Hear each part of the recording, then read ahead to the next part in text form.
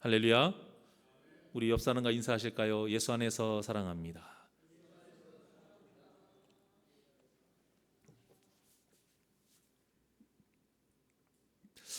먼저 오늘 본문의 내용을 간단하게 정리를 제가 해드리겠습니다. 압살롬이 예루살렘 성을 이제 장악하면서 반역에 성공을 했잖아요. 그래서 도망가는 이 다윗 세력을 어떻게 할 것이냐 이제 전략 회의를 했습니다. 그때 이 아히도벨이 아주 좋은 계략을 내놓았죠. 바로 쫓아가게 된다 이거예요. 지금이 이때다. 그런데 압살롬이 거기서 끝나지 않고 회의에 참석하지 않았던 후세에게 또 이 의견을 물어봅니다. 그런데 이 후세가 아히도벨의 의견과는 정반대, 또 그것도 완전 엉터리 계략을 딱 내어놓았는데, 그 전까지는 압살롬과 신하들이 아히도벨의 계략이 너무 좋다라고 인정했으면서 후세의 계획을 듣고는 손바닥을 딱 뒤집죠. 후세의 손을 들어줍니다. 이 모든 일이 14절에 보면 하나님께서 압살롬에게 화를 내리려고 아히도벨의 좋은 계략을 물리치라고 명령하셨다라고 분명하게 말씀하고 있어요. 그러니까 이 모든 일이 하나님이 하신 것이죠. 그리고 다음으로 이제 본문의 내용이 이렇게 이어지게 되는데요. 아무리 후세의 계략을 채택했다 할지라도 여러분, 사람의 마음은 믿을 것이 못 돼요. 언제나 쉽게 변하는 것이 사람의 마음 아닙니까? 하나님께서 그 모세를 통해서 그 애굽 땅에 10가지 재앙을 딱 내리셨습니다. 그로 인해서 바로 왕이 이제 두 손 두 발을 다 들고 항복을 했잖아요. 그래서 이제 이스라엘 백성들을 다 풀어줬습니다. 그런데 얼마 지나지 않아서 바로의 마음이 바로 변하게 되는데요. 출애굽기 14장 5절에서 7절까지 말씀입니다. 시작.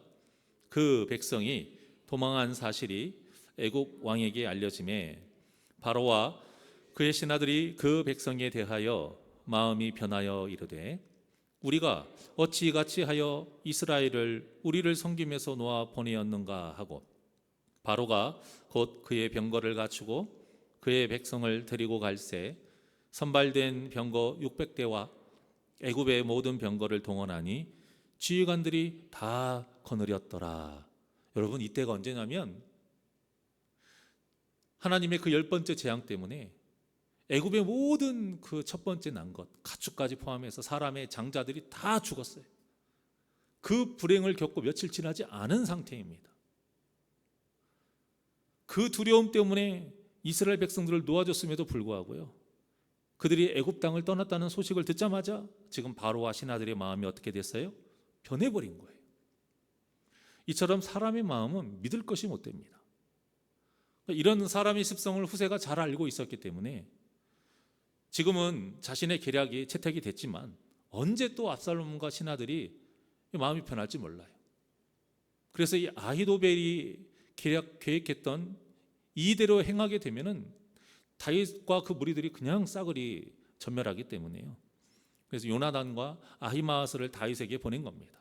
지금 상황을 전하고 쉬지 말고 빨리 피해라, 멀리 피하라, 요단을 빨리 건너라, 이 메시지를 전하게 한 거죠. 그런데 그 과정이 순탄하지가 않아요. 곳곳에 다윗을 도울 자들도 있었지만 압살롬의 편에 서서 압살롬 쪽에 있는 사람들도 많았어요. 그래서 어떤 한 청년이 이 요나단과 아히마아스를 유심히 보다가 이상한 낌새를 챈 거예요. 그래서 이제 압살롬에게 알리게 된 것이고 압살롬의 종들이 두 사람을 쫓게 된 겁니다. 자, 그런데 이때에도 하나님의 개입하심이 있죠. 바로 이 바울임의 한 여인이 자신의 집으로 들어온 그 요나단과 그 아히마아스를 그 뜰에 있는 우물에다가 숨깁니다. 그리고 그 우물을 덮고 이제 찌은 곡식을 다 위에다 이제 펼쳐놓죠. 그리고는 이제 자신의 집에 수색하러 온 그 압살롬의 종들에게 그 두 사람이 시내를 건넜다라고 이제 거짓말을 합니다. 이 여인을 봤을 때 누가 생각이 나요? 라합.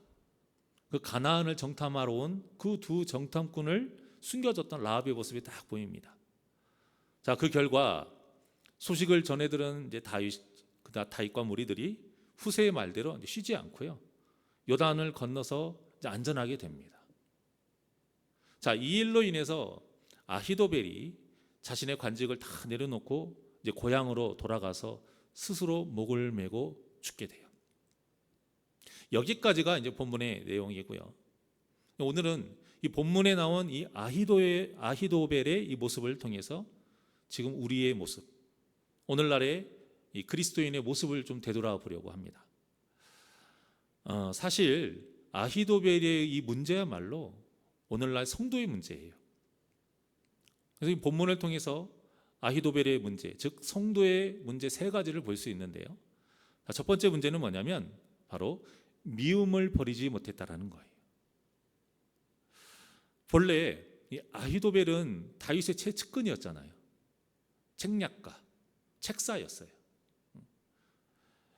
그래서 아히도벨이 계속 다윗과 함께 있었더라면 이 압살롬의 반역도 성공하지 못했을 수도 있고 아히도벨은 계속 승승장구했었을 거예요. 하지만 아히도벨이 누구입니까? 밧세바의 외할아버지 아니에요.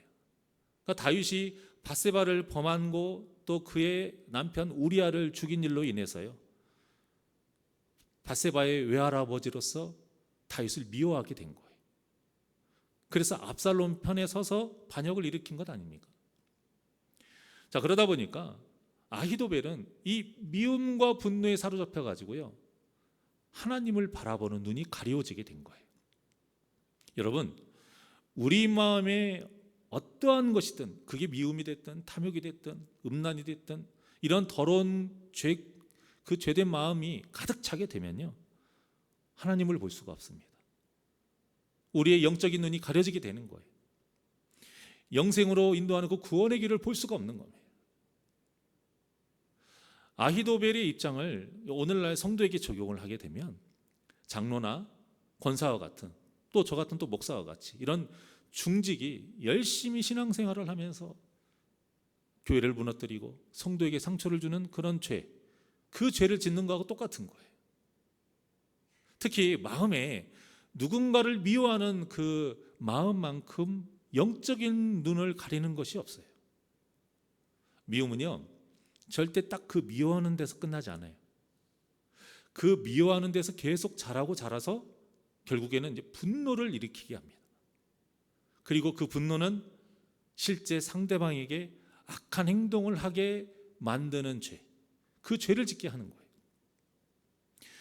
쳐다보는 시선부터 말투 하나까지 다 악하게 만들어요.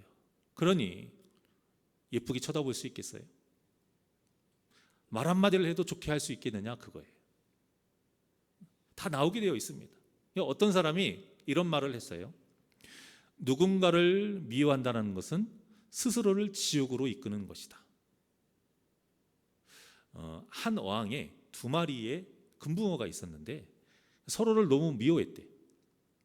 그래서 계속 서로 티격태격하는 일이 많아졌다가 어느 날에는 이제 그 미움이 극에 달한 거예요.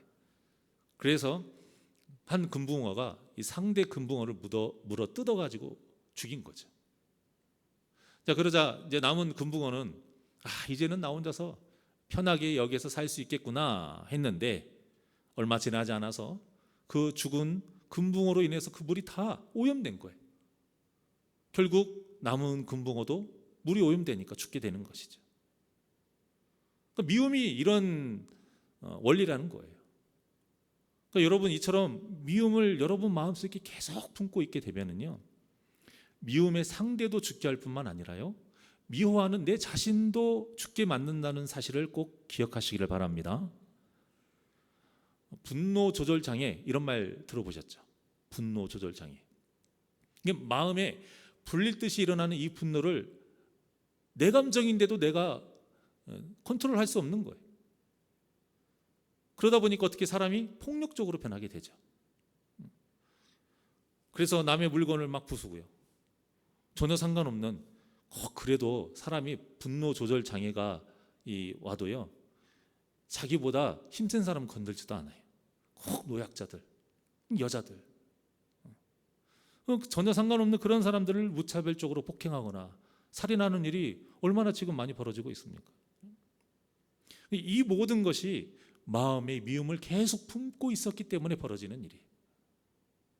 이런 일이 교회 안에서도 일어날 수 있다는 거예요. 그러니까 여러분, 우리가 신앙생활을 얼마나 많이 했고 어떤 직분에 있고 이 예배 생활을 얼마나 잘하는 것만이 중요한 게 아니고요.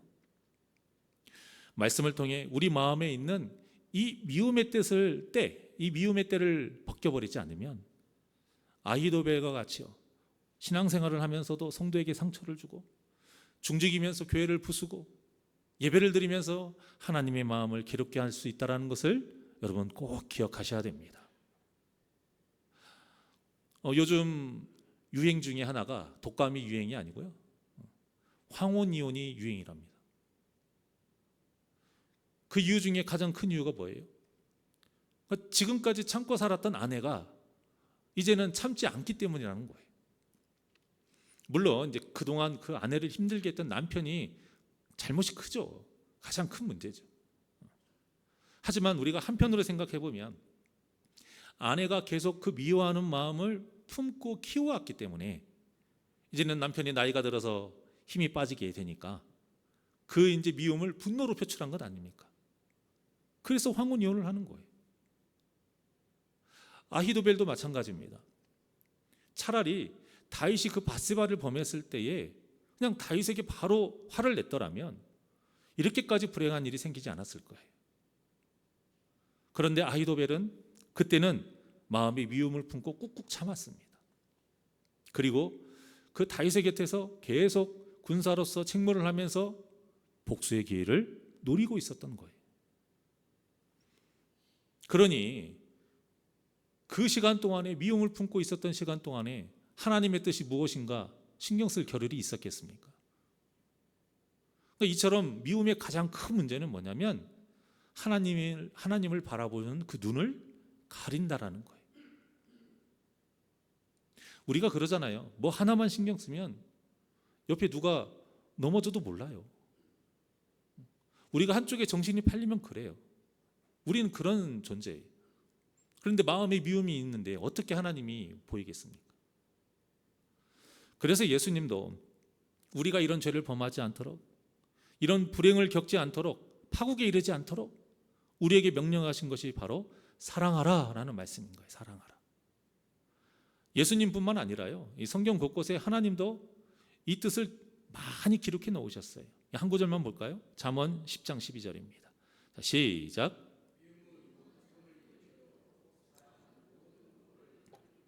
아멘. 자, 이처럼 미움의 불씨를 덮어서 꺼뜨릴 수 있는 유일한 것이 있는데 그것이 무엇이다? 사랑이라는 거예요. 사랑. 그리고 이 사랑이 다른 누구보다도요, 내 영혼을 살리는 거예요. 여러분, 내 영혼을. 정말로 이기적인 것은요, 여러분, 다른 사람 신경 쓰지 않고 내가 하고 싶은 대로 사는 게 아니라 정말 좋은 선한 이기적인 건 뭐냐면 내 영혼이 잘 되게끔 살아가는 거예요. 그러니까 내 영혼이 잘 되려면 미움을 버리라 이거예요. 내 영혼이 구원받으려면 사랑하라 이거예요. 왜냐? 그래야 우리의 구원자 되신 하나님을 바라볼 수 있기 때문에. 아히도벨의 두 번째 문제는 하나님께 묻지 않았다라는 겁니다. 자, 분명 아히도벨의 계략을 하나님도 인정했어요. 옳다, 지혜롭다, 참 탁월하다, 분명히 성경에 기록되어 있잖아요. 하지만 그럼에도 불구하고 결과적으로는 이 아히도벨의 계략은 채택되지 못합니다. 차라리 처음부터 채택되지 못했다면 좀 덜 억울할 텐데 처음에는 어떻게 했어요? 모두가 다 옳다고 박수 쳐줬습니다. 그러다가 후세의 그 엉터리 계략 때문에 이제 뒤집혀 버린 거예요. 그러니 얼마나 더 비참했겠습니까? 이런 비참한 상황이 오늘날 우리 성도님들에게도 일어날 수 있다는 거예요. 어떻게 하면요?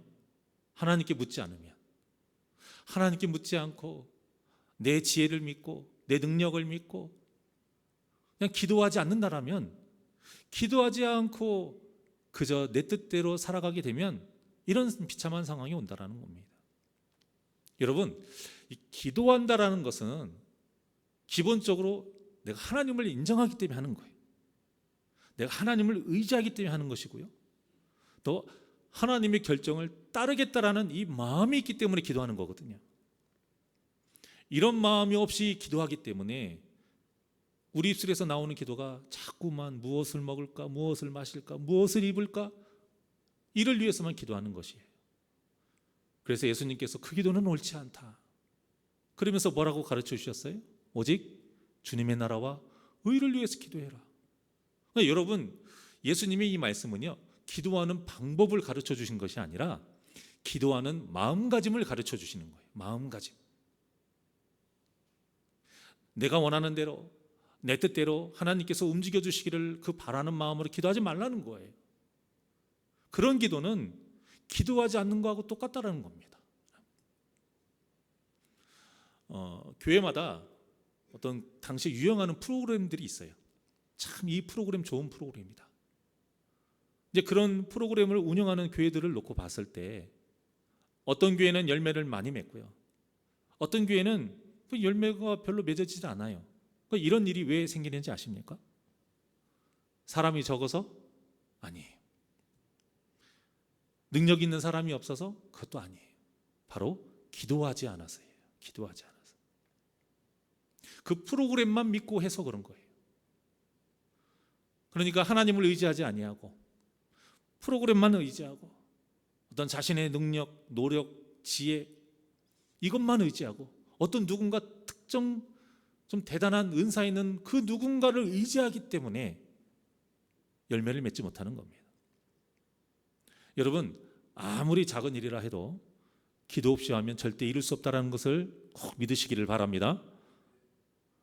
우리가 여름 선교나 단기 선교, 어떤 교회의 어떤 큰 행사를 할 때에요, 그에 관한 그 기도회를 괜히 하는 것이 아니에요.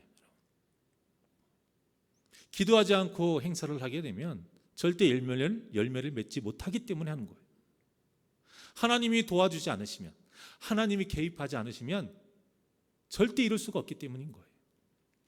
예수님 보십시오. 예수님 모든 일을 다 기도로 하셨습니다. 사역하기 전에도 기도하셨고요, 사역하는 중간중간에도 틈이 나면 기도하셨고요, 그리고 사역에 마칠 그 후에도 기도하셨던 분이 예수님. 이것만 봐도 예수님의 모습을 닮아가야 하는 우리 그리스도인들이 무슨 일을 하든지 기도하는 것이 당연한 것 아니겠습니까? 자, 잠언 16장 9절의 말씀입니다. 시작. 사람이 마음으로 자기의 길을 계획할지라도 그의 걸음을 인도하시는 이는 여호와시니라. 아멘. 여러분, 이 말씀 자체가 무슨 뜻이에요? 하나님의 백성은 기도하지 않고 살아가면 안 된다라는 거예요. 그러니 아무리 사소한 일이라 해도, 특히 성도를 대하고 하나님의 일을 할 때에는요, 더더욱 뭐 해야 된다? 기도해야 된다. 그렇게 기도하면서 하나님을 의지하고 그 하나님의 인도하심 따라 우리가 살아갈 때에 열매를 풍성히 맺을 줄 믿습니다. 자, 마지막으로 아히도벨의 이제 세 번째 문제는요, 하나님께 넘어지지 않았다라는 거예요. 그러니까 여러분, 넘어지는 것도 방향 잘 잡아야 돼요. 앞으로 넘어져야지 뒤로 넘어지면 큰일 나요.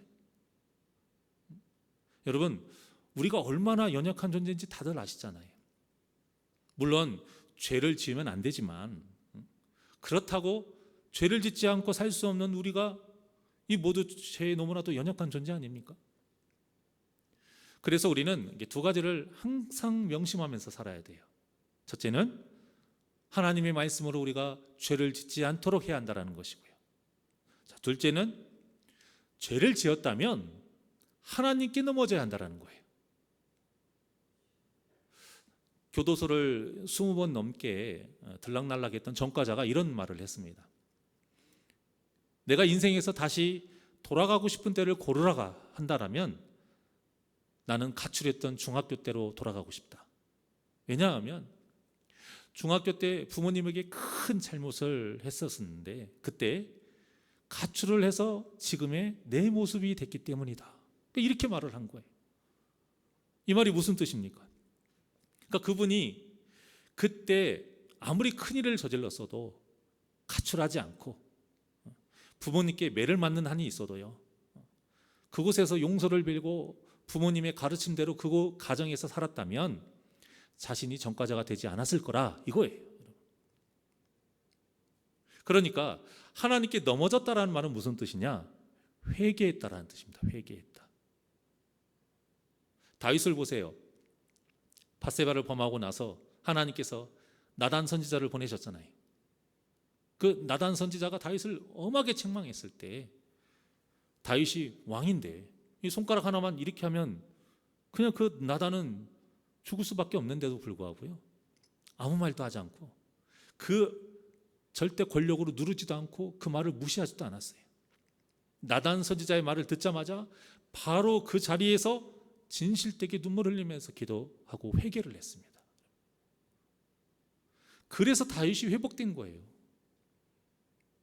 비록 그 죄로 인한 심판이 지금 오늘 본문에까지 계속 이루어지긴 했지만, 그럼에도 다윗은 어떤 신앙과 어떤 고난과 그 시련 속에서도 이 회개하는 마음으로 절대 자기 뜻대로 행하지 않았습니다.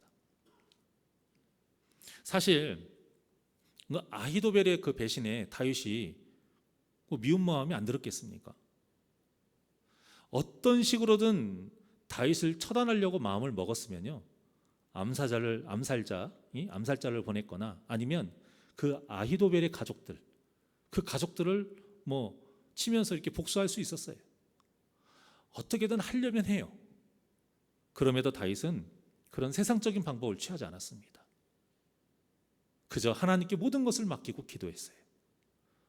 사무엘하 15장 31절 한번 보실까요? 자, 시작.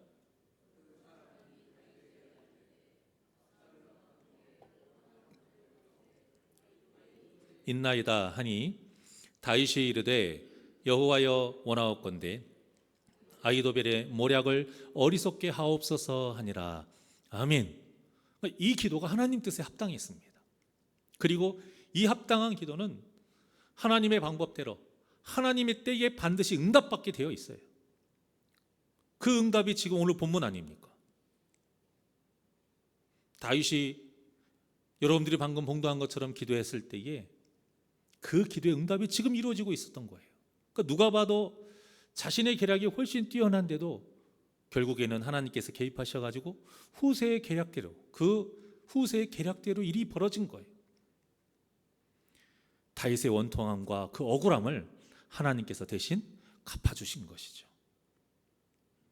그런데 아히도벨이 얼마나 똑똑한 사람입니까? 지금 흘러가는 상황을 딱 보니까요, 안 거예요. 압살롬은 이제 반드시 망하는구나. 그러면 다윗이 다시 이제 왕권을 회복할 것인데, 다윗이 왕권을 차지하면 자기가 배신자 아닙니까? 그런데 반란에 가담한 것도 모자라서 아히도벨이 어떻게 했어요? 압살롬을 부추겼잖아요. 그 다윗의 후궁들을 그 백중 대낮에 사람들 다 보는 앞에서 그들을 취해라, 범해라, 그렇게 조장했기 때문에요, 그 죄가 얼마나 큰지를 알아요. 그래서 더 이상 자신에게 이제 희망이 없다, 이제 이것을 깨닫고는 관직을 다 내려놓고 집으로 돌아간 겁니다. 자, 그리고는 23절에 보면 어떤 말이 나오냐면 집을 정리했다라고 나와요. 집을 정리했다. 이 정리하다라는 말은 무슨 뜻이냐? 자기의 그 재산을 자손들에게 유산으로 다 분배했다라는 뜻이에요. 자신의 생을 마감하려고 준비를 한 것이죠. 자, 그리고는 스스로 목을 메어 죽습니다. 여러분, 이렇게 하나님께 넘어지지 않은 사람, 세상으로 넘어지고 사탄 쪽으로 넘어지는 사람의 끝은 이렇게 너무나도 처참하고 참혹한 거예요. 이 아히도벨의 모습이 꼭 누가 하고 갔습니까? 예수님을 팔고 나무에 목 매달아 죽은 가룟 유다하고 똑같지 않습니까? 하지만 이런 인생의 끝을 하나님께서는 원하지 않으세요. 이렇게 죽기를 원하신 게 아니에요.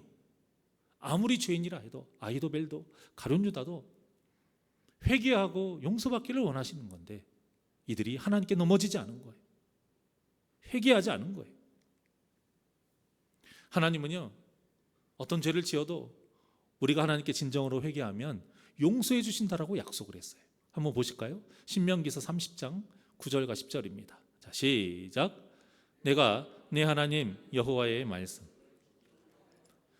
이 율법에 기록된 그의 명령과 규례를 지키고 내 마음을 다하며 뜻을 다하여 여호와 내 하나님께 돌아오면 내 하나님 여호와께서 내 손으로 하는 모든 일과 내 몸의 소생과 내 가축의 새끼와 내 토지 소산을 많게 하시고 내게 복을 주시되 곧 여호와께서 내 조상들을 기뻐하신 것과 같이 너를 다시 기뻐하사 내게 복을 주시리라. 아멘. 보세요. 회개하면 용서하는 정도가 아니라 뭐 하신다고 그랬어요? 지금 복까지 주신대요. 복까지 주신다고 지금 약속을 한 겁니다. 그러기 위해서 뭐 하라? 첫 번째 말씀 보셔요. 화면. 내 마음을 다하며 뜻을 다하여 여호와 내 하나님께 뭐 하라고요? 돌아오라. 뭐 하라고요? 돌아오라. 히브리어로 토부입니다. 토부. 이 토부의 뜻이 무엇이냐? 가던 길을 멈추고 되돌아가다라는 뜻이에요. 그러니까 이것이 바로 회개의 실체인 거예요, 여러분.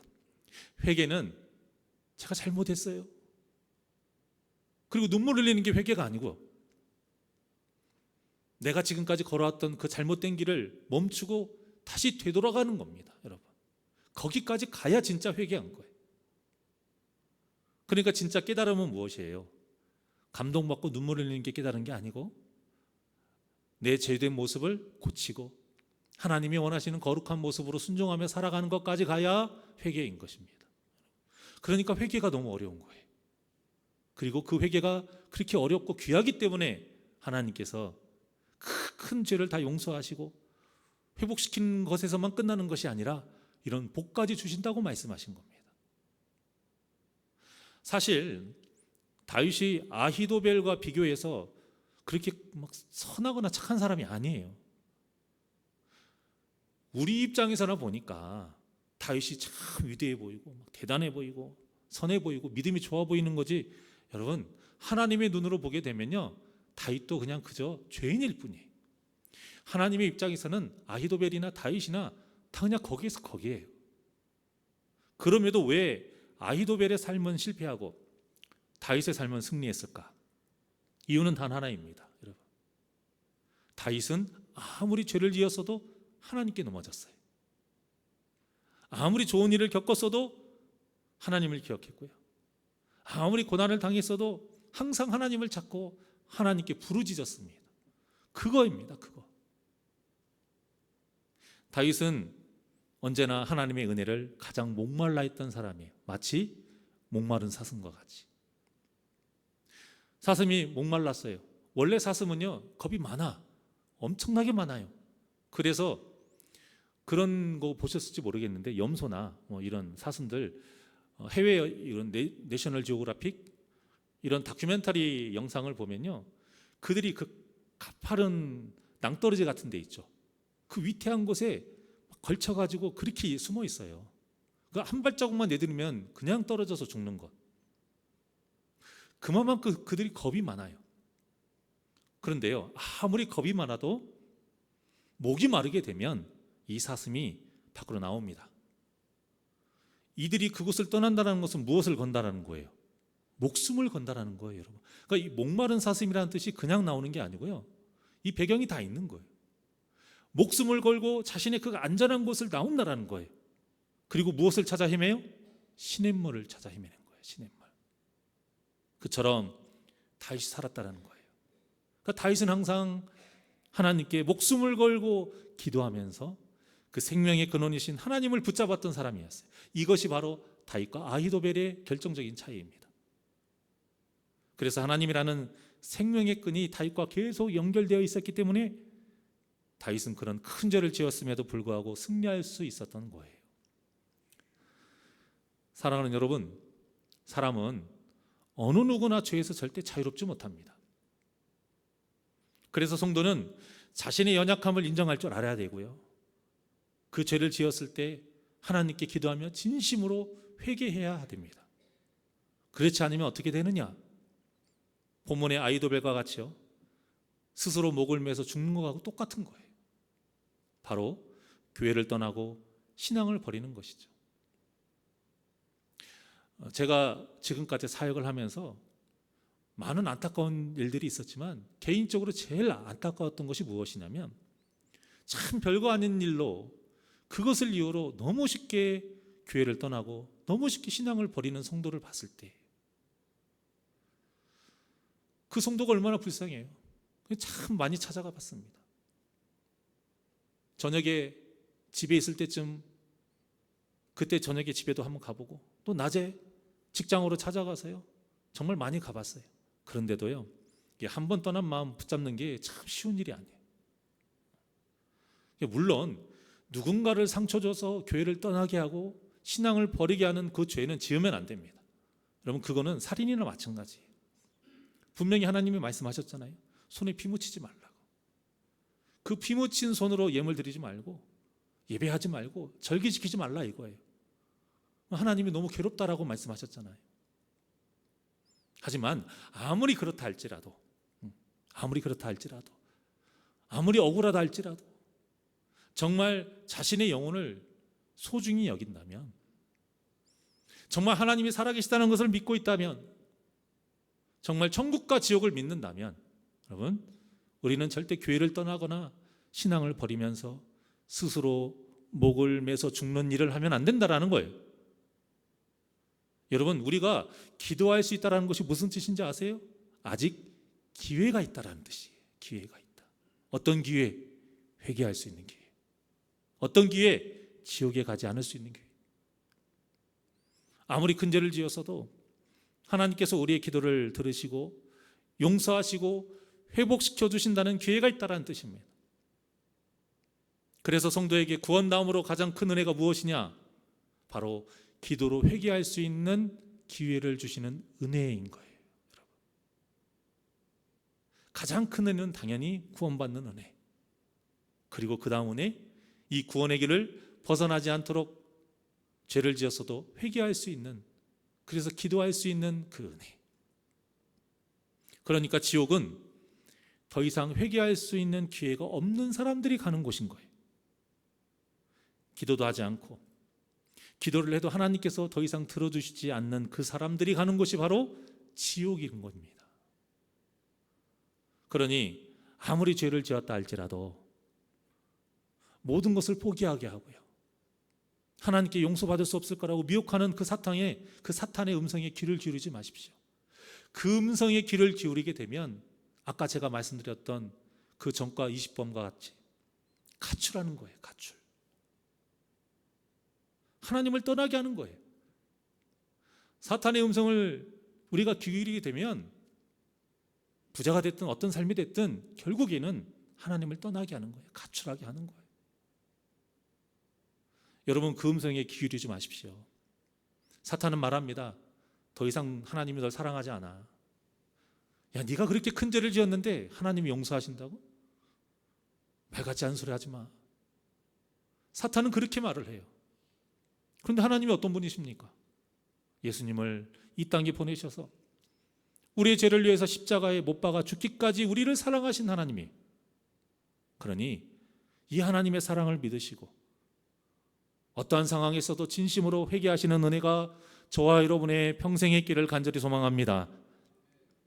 지금까지 아이도벨의 세 가지 문제를 통해서 우리 성도의 문제를 되돌아봤어요. 첫 번째, 미움을 버리지 못하는 것.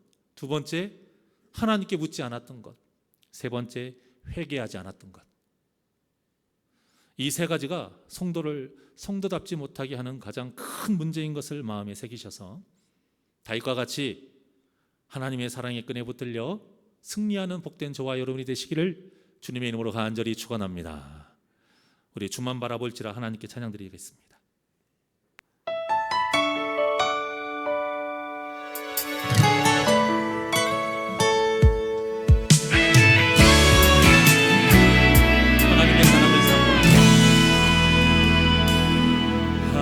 하나님의 사랑을 사모하는 자, 하나님의 평안을 바라보는 자, 너의 모든 것 창조하신 우리 주님이 너를 얼마나 사랑하시는지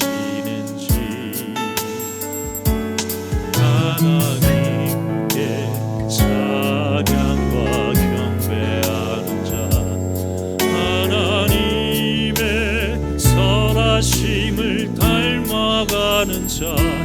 너의 모든 것 창조하신 우리 주님이 너를 자녀 삼으셨네. 하나님 사랑의 눈으로, 하나님 사랑의 눈으로 너를 어느 때나 바라보시고,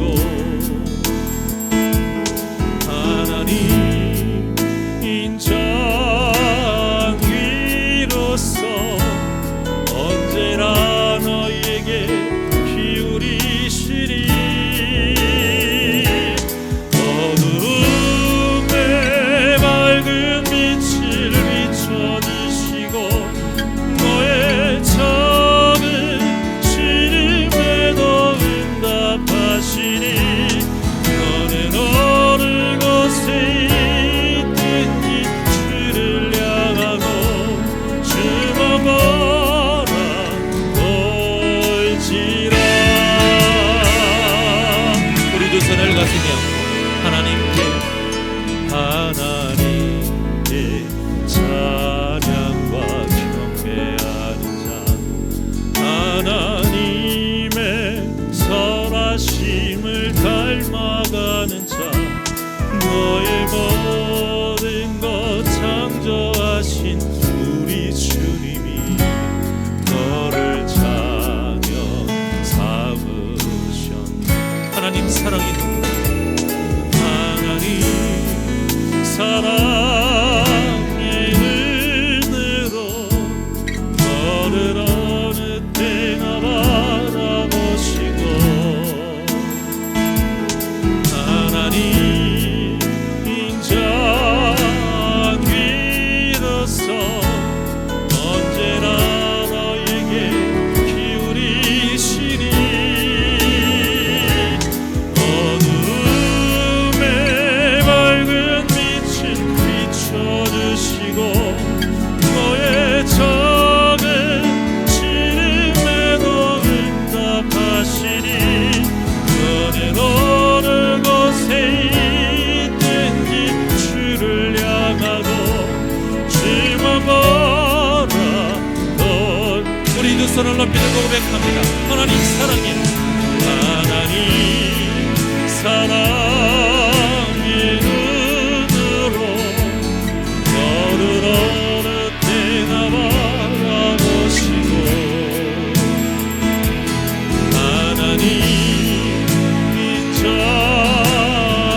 인자귀로서 언제나 너에게 기울이시니,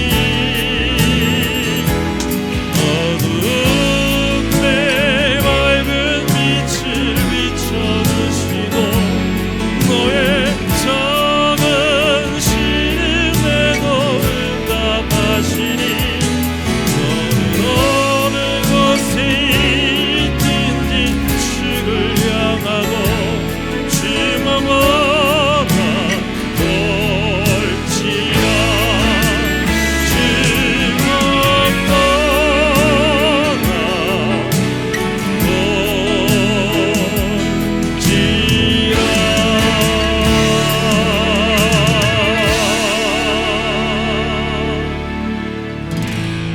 기도하시겠습니다. 언제나 우리와 함께 하시는 하나님 아버지, 우리가 살아갈 수 있는 오직 한 가지, 주님만을 바라보며 사는 것이오니, 평생 동안 주님 앞에 온전한 삶을 살 때에도, 고난과 시련을 당할 때에도, 주님 앞에 죄를 지어 넘어질 때에도 오직 주님만을 바라보며 살아가게 하여 주시옵소서.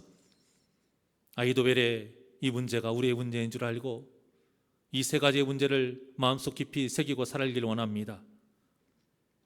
미움을 버리지 못했던 것, 하나님께 기도하며 묻지 않았던 것, 죄를 지었을 때 회개하지 않았던 것, 이 어리석은 삶을 살지 않도록 다윗과 같이 마음의 미움을 버리고 하나님께서 대신 갚아주시기를 바라며 기도하는 자 되게 하여 주시옵시고, 모든 삶의 순간순간 내 뜻대로, 내 생각대로, 내 의지대로, 내 고집대로 하지 아니하고 온전히 하나님께 물으며 하나님의 뜻에 맞는 거룩한 선택을 하며 살아가게 하여 주시옵시고,